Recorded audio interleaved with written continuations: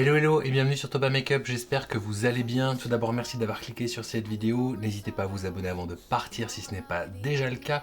On se retrouve aujourd'hui pour tester une dernière sortie de chez P. Louise. Il s'agit de la palette Efflux Code Chill et comme on sait un peu à quoi s'attendre chez P. Louise, on va pas s'attarder tant sur la qualité des fards que sur le make-up aujourd'hui. On va partir sur un maquillage qui est un petit peu chargé, un petit peu coloré, un petit peu technique. Avant de commencer, voici ce à quoi ressemble la palette. Donc elle est construite sur le même principe que toutes les palettes monochromatiques de chez P. Louise, à savoir que vous avez 42 fards répartis sur deux plateaux qui font la part belle à la couleur bleue. Si comme moi vous êtes fan de bleu, c'est un must-have à avoir dans votre collection puisque vous avez absolument presque tous les bleus qui existent et en plus de ça vous avez la qualité P. Louise qui est au rendez-vous. Je ne saurais que trop vous conseiller de vous orienter sur cette palette si comme moi vous êtes fan de bleu. On va commencer tout de suite. Je vais procéder rigoureusement comme d'habitude, je me munis de ma base de fard à paupières P. Louise et d'un pinceau plat et je vais couvrir toute ma paupière avant de la poudrer.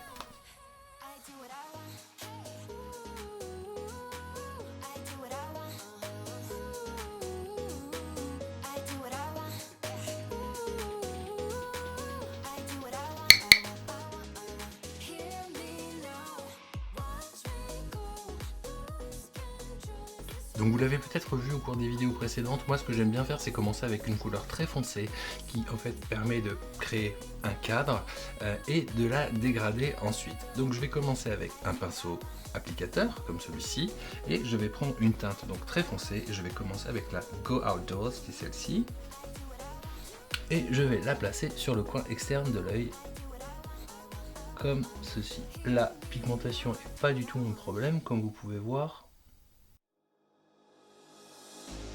That you should know I've been going solo. Want my love, baby, earn it. Yeah. Dancing on my own. See if you can follow. Got me feeling alive. Et je reste bien dans l'alignement de mon ras de cils inférieur pour éviter de plomber mon regard. Et après cette étape, ce qu'on veut, c'est ramener cette couleur vers le coin interne. Pour ça, je vais me munir d'un pinceau de précision et je vais ramener la couleur donc vers le coin interne en faisant des petits mouvements de va-et-vient.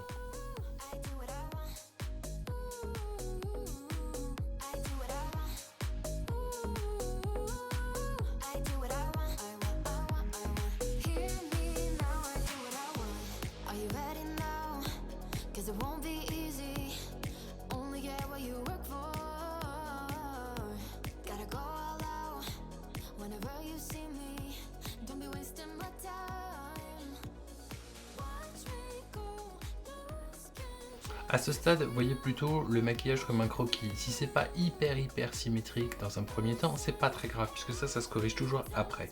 Ce que vous voulez vraiment, c'est définir une forme qui servira de base à tout le reste. Donc pour l'instant, cool. Si c'est pas au millimètre près, c'est pas très grave.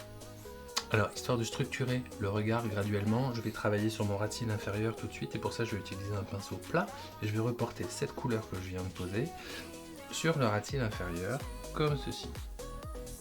Vraiment sur l'extérieur, je ne reviens pas jusqu'au coin interne.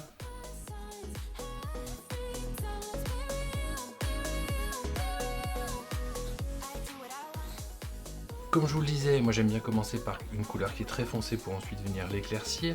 Là je vais prendre une teinte intermédiaire sur laquelle je vais repasser avec un pinceau dense à poil court mais estompeur comme celui-ci. Et je vais utiliser la teinte Chill Out. Je vais venir la retapoter là où j'ai déjà mis de la couleur.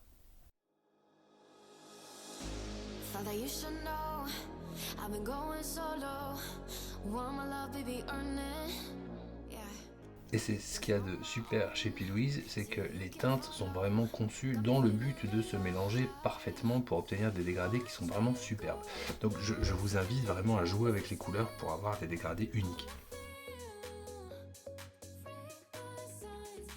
Vous pouvez mélanger les couleurs en opérant des petits mouvements circulaires.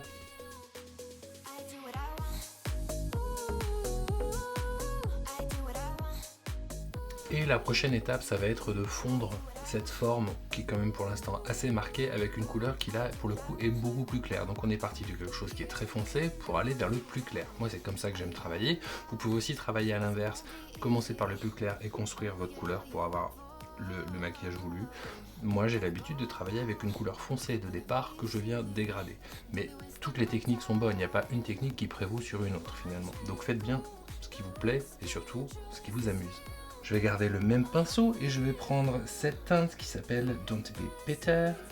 Et sur le même principe, je vais venir la tapoter sur le bord externe, comme ceci. Et comme vous pouvez voir, le dégradé en fait se crée de lui-même.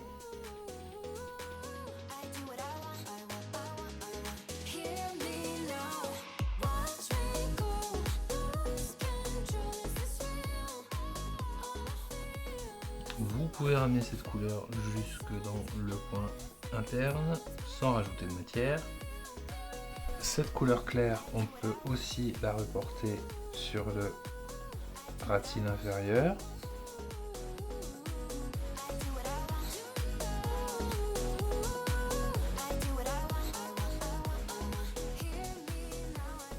Et je vais dégrader cette forme avec une dernière couleur qui est ce vert très pâle qui s'appelle Polar Opposite. Et je vais venir la tapoter sur la partie supérieure du fard pour amener la dernière touche de dégradé.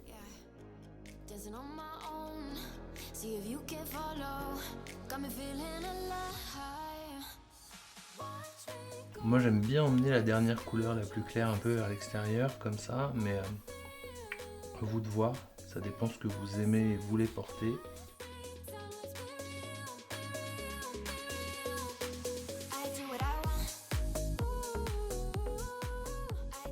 Donc voici où nous en sommes pour cette première partie. Donc on a défini le cut crease. Maintenant ce qu'on va faire, c'est qu'on va nettoyer la paupière supérieure pour avoir une ligne un peu plus fine et avoir un peu plus d'espace sur la paupière. Pour ça vous avez plusieurs techniques. Soit vous utilisez un corps gras type vaseline et vous venez nettoyer avec un coton-tige par exemple, c'est une technique. Ou alors vous avez la possibilité d'utiliser de l'eau micellaire. Le micellaire, c'est une technique aussi, c'est pas ma préférée. Moi, quelque chose que j'aime bien, puisque je trouve que ça fait bien ressortir le fard qui va venir se poser ici, le ou les fards d'ailleurs, c'est qu'en fait, je vais réutiliser ma base P. Louise et un pinceau plat. Je recrée un canevas net par-dessus la forme que j'ai créée pour venir y apposer une nouvelle couleur.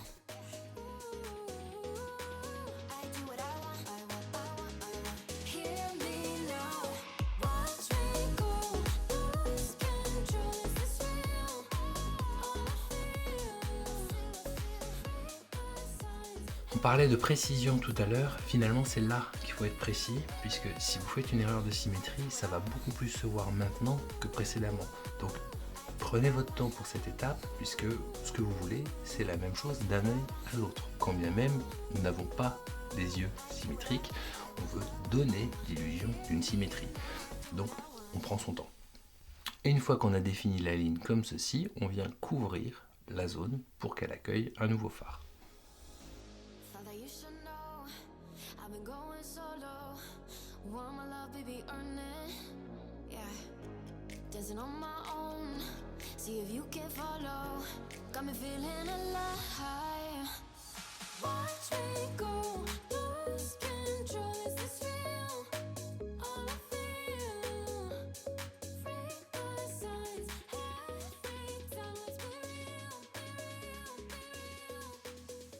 On arrive donc à quelque chose qui ressemble à ceci.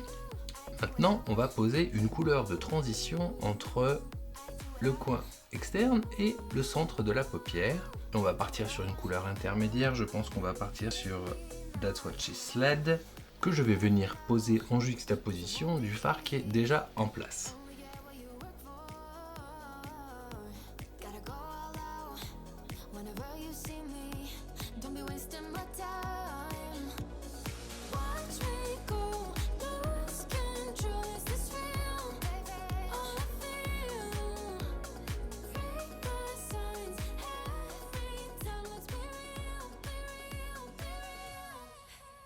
Et pour assurer le dégradé entre les deux teintes, je viens tapoter la plus claire sur la plus foncée. Ça assure une plus jolie transition. Et ça va éviter en fait l'aspect juxtaposé.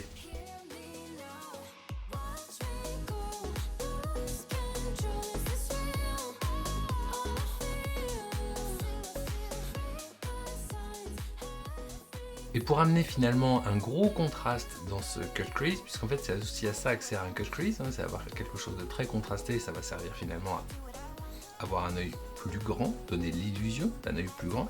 Je vais utiliser maintenant une teinte très claire et je vais prendre la teinte Snowfall qui est le blanc de la palette que je vais poser en coin interne, enfin quand je dis en coin interne c'est dans la zone qui reste à couvrir, et je vais venir utiliser un autre fard en topper juste derrière. Je vais utiliser le même pinceau estompeur mais je vais utiliser la face qui est propre, économie de pinceau.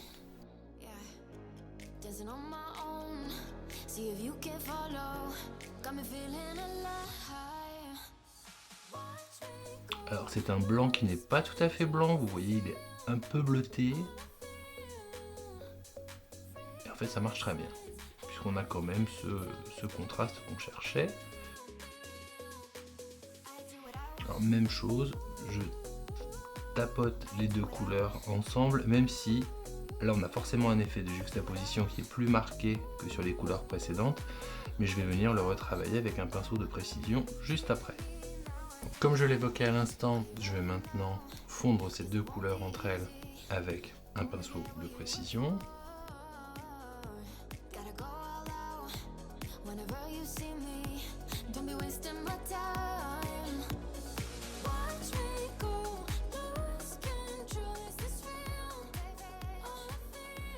Une fois que vous avez obtenu ce dégradé et qu'il vous plaît, on va pouvoir passer au topper qui va en fait servir de source de lumière. Alors moi les fards à effet, généralement j'aime bien les appliquer au doigt puisque je trouve que ça permet plus d'impact, et c'est ce que je vais faire avec la teinte Blizzard.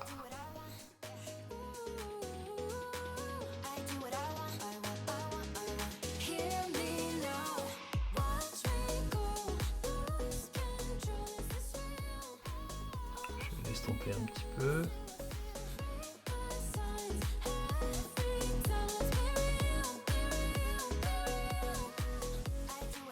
Et voilà pour le travail des fards. Et bien je passe hors caméra le temps de mettre du mascara et je reviens tout de suite.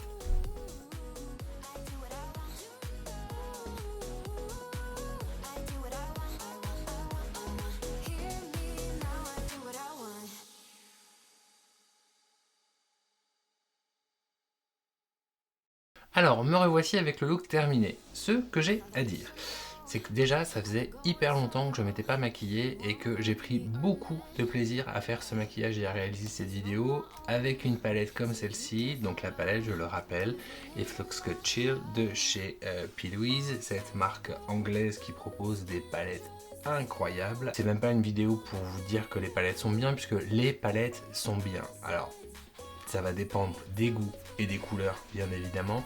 Moi je sais qu'à chaque palette que j'utilise de chez eux, je suis ravi parce que je trouve que la qualité des fards est incroyable. Au niveau du cut crease, c'est un maquillage qui n'est pas forcément facile à faire, mais une fois que vous avez capté vos hauteurs de placement, c'est quelque chose qui n'est pas difficile non plus. Vraiment, je vous invite à essayer ce genre de look pour des soirées ou des événements un petit peu importants, des sorties entre amoureux au resto, ou... voilà, ça fait toujours son petit effet. Au niveau de la technique, moi comme je vous disais, j'aime bien commencer par une couleur très foncée que je dégrade, c'est exactement ce que j'ai fait là. Vous pouvez essayer d'autres techniques, je ne dis pas que ma technique est meilleure qu'une autre, ça je le dirai pas d'ailleurs. Quoi qu'il arrive, cette palette, si vous aimez les bleus et si vous aimez P. Louise, allez-y, je crois qu'elle est en vente sur le site au prix de 55 € si je ne dis pas de bêtises. À ça, bien évidemment, vous ajoutez le shipping et la douane, parce que oui, il y aura de la douane avec les produits P. Louise, il y aura de la douane avec tous les produits qui ne sont pas vendus dans la zone Europe. Et voilà pour aujourd'hui, j'espère que le look vous a plu, que la vidéo aussi. Si c'est le cas, n'hésitez pas à liker, à la commenter, à la partager. Vous pouvez me retrouver sur Threads et sur Instagram, et me reste à vous dire à la prochaine. Bisous les gars.